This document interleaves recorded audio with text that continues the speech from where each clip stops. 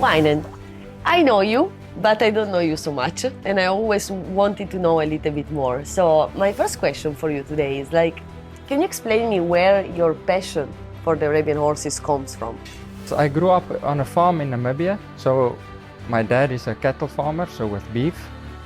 And we always had horses on the farm. That's where I got into the horses. And we did this gymkhana kind of tent pegging sports. And then endurance is very famous in Namibia, South Africa. So for that, obviously, you need Arabian horses. So yeah, that's where the passion came from. From childhood, I was riding horses. My first horse, Shetland cross pony with the name Apache. And actually he taught me a lot. He taught me a lot about horses, you know, biting when you get onto him, jumping. So it was a good learning curve to get to know horses, and basically from childhood. And then the Arabian horse was just, you know, a beautiful creature, and on the endurance track they were the horses that excelled, and that's what they were bred for. So that's basically how my journey got into the Arabian horse. When did you ride your first horse? Well, I saw photos before I could remember, you know, on the back of a horse with my dad. And I got this pony when I was 6 years old for my 6th birthday. And yeah, from there, it got to bigger horses, only riding bareback until maybe 4 or 5 years of bareback riding. I got my first saddle. And it was uncomfortable because you're just used to riding bareback. But yeah, safety-wise, that was a good thing, and to get to learn your balance, and then yeah, obviously into the endurance. So you were an endurance rider? Well, as in school I did endurance, and with the neighbors they had horses, so you would go and do endurance with them. I never knew anything about showing until after school. I went to study Equine Science in South Africa, Pretoria. And in the 3rd year, you need to do a practical. So close to Pretoria, Strijdom stud. They were one of the biggest studs at that time. So I went there for my practical, and they got the international guys, Guzo, Sandro, 𝘱𝘱𝘱𝘁, Tom Shokens came over, and that's basically how I got introduced into the showing side of the horses. And meeting Tom there invited me to come to Europe. Guzo invited me to come to Brazil. I went to Sandro, to the States, and that's basically how it took off in a nutshell, the Arabian showing industry for me. Mm-hmm.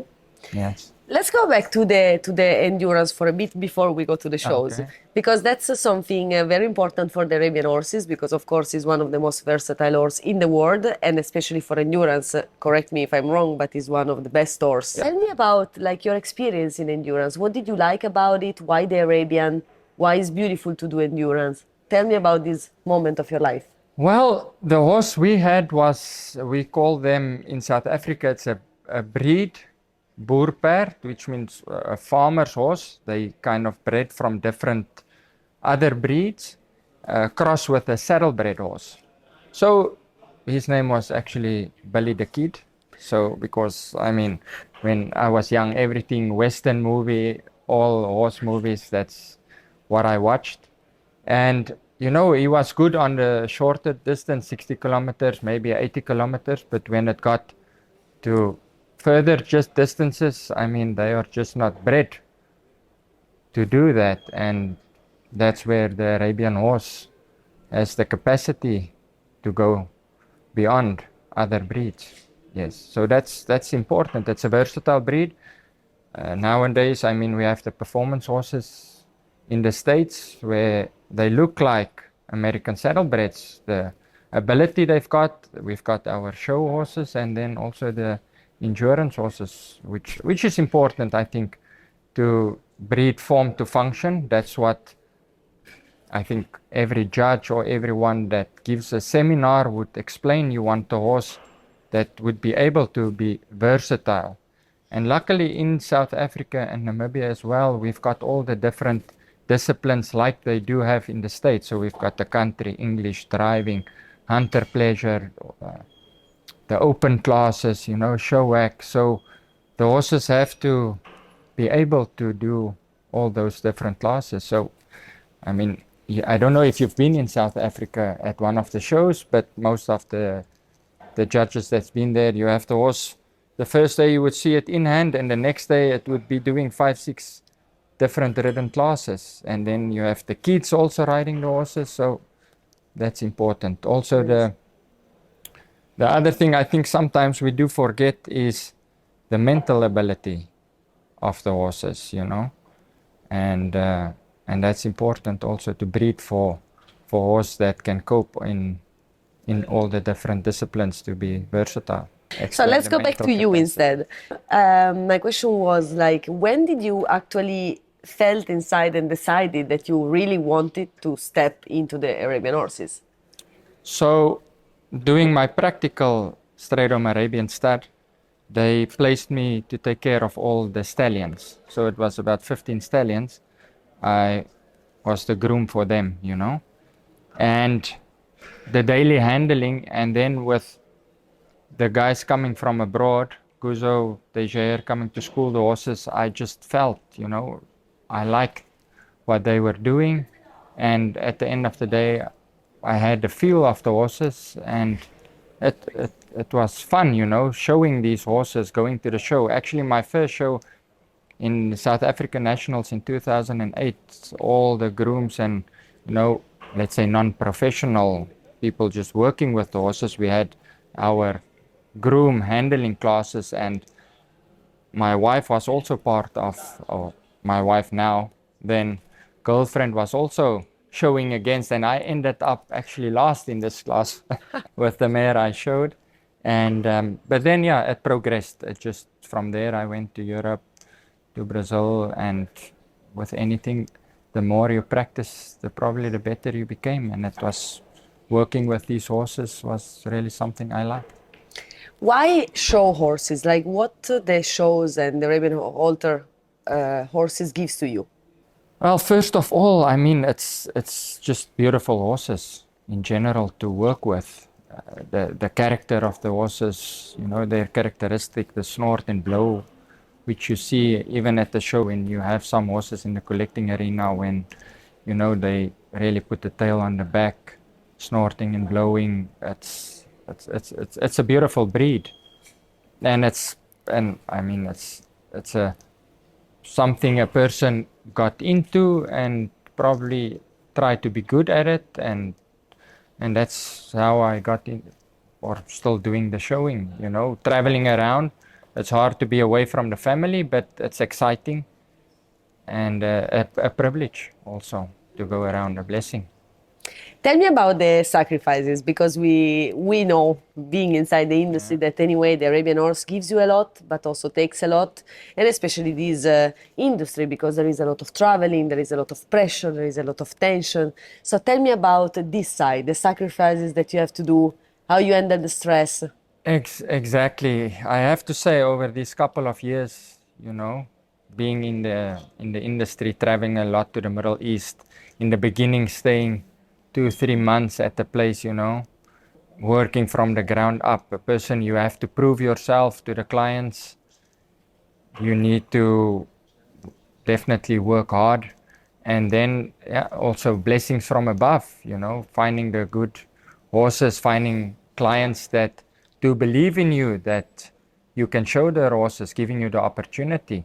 And obviously the sacrifice, staying away from home. Like now our show schedule, which is, let's say, starting in October until the end of April.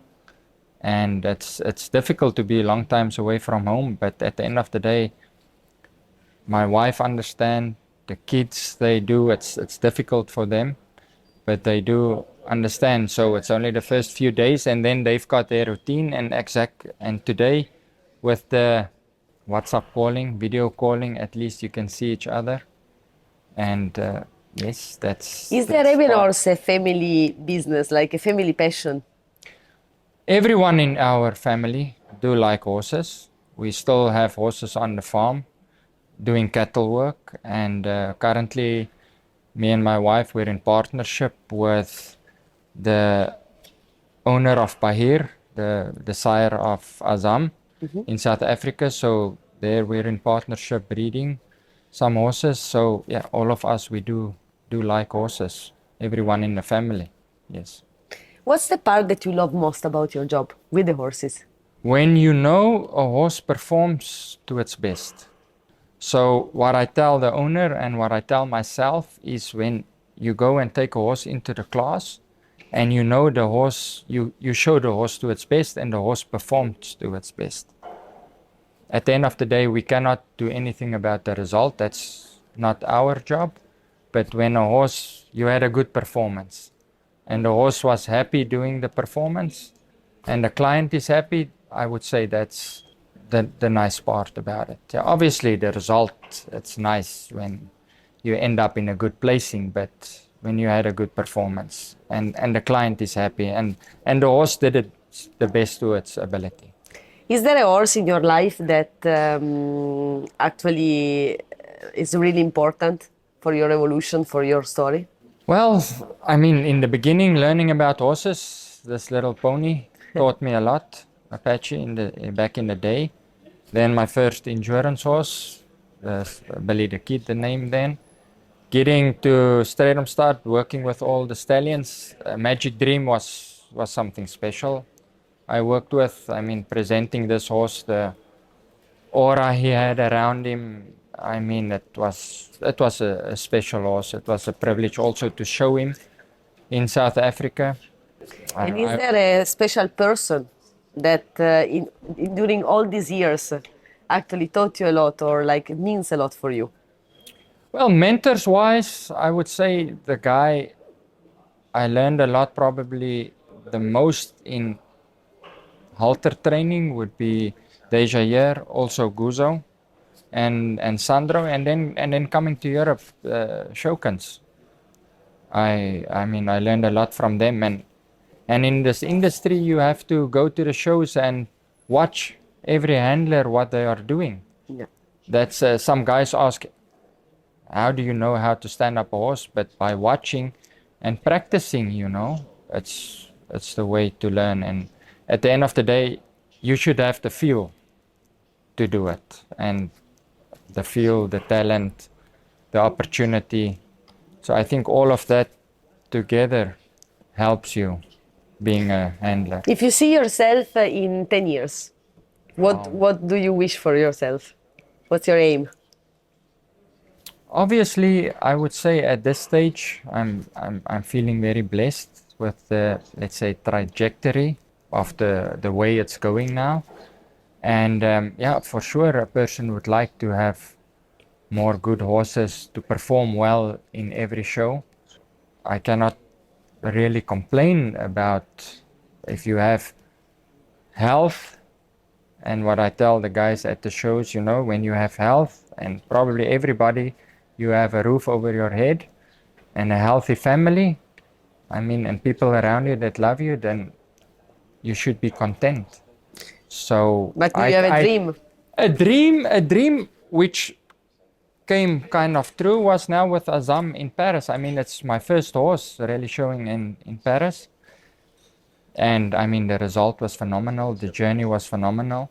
And it was kind of a thing on my box to tick, was because I'm a handler from Southern Africa, to have a horse competing in the big arena on a big level that is from Africa. So that was really something special. How did you feel?